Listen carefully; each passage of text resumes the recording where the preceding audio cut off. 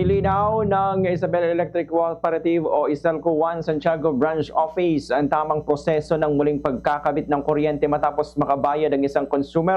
Kasunod ng ilang katanungan kung bakit hindi agad na ibabalik ang serbisyo kahit nakapagbayad na ng kanilang bill at reconnection fee.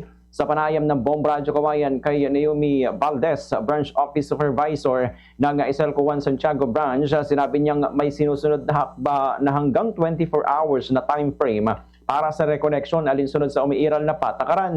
Ipinaliwanag ni Valdez na kahit nakapagbayad ng consumer ng kanilang bayarin at reconnection fee, hindi ito agad-agad na naibabalik dahil sa kailangan munang dumaan sa proseso ng paggawa ng service memo mula sa Consumer Welfare Officer o CWO. Anya, ang naturang service memo ang nagsisilbing opisyal na dokumentong magiging batayan ng mga lineman o outsourcing personnel para maisagawa ang reconnection.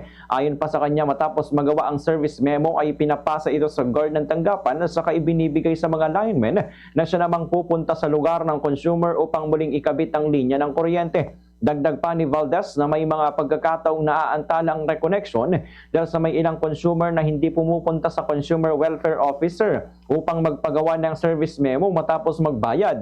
Dahil dito, wala umanong dokumentong pagbabatayan ng mga linemen para agad na mapuntahan ang consumer at may sagawa ang reconnection.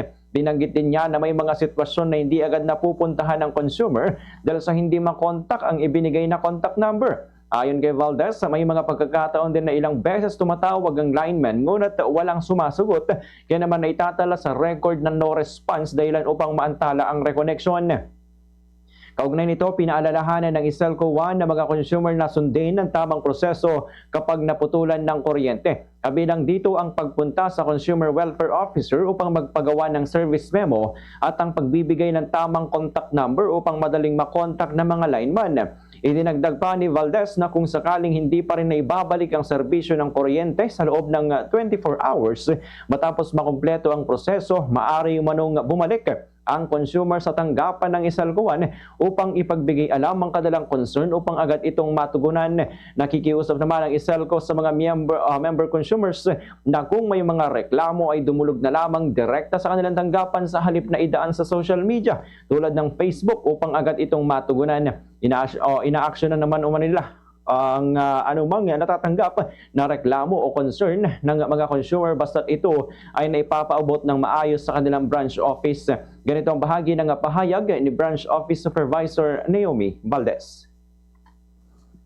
Nilang hindi nare-reconnect po agad-agad kasi may magnakatalo po tayo na within 24 hours na pwede pong i-reconnect. Hindi po pag nakabayad po tayo ng bill at with reconnection fees, agad-agad nila may kakabit. Hindi po, may time frame din po tayo. Kasi pag naputulan po tayo, within 24 hours pwede pong ikabit. Then, gagawan po ng service memo ni CWO, sa kanya ibibigay sa guard. At yun po ang basis ng magre-reconnect ng outsourcing or lineman. Then minsan din po kasi yung ibang consumer po, hindi po sila pumupunta kay CWO para magpagawa ng service memo.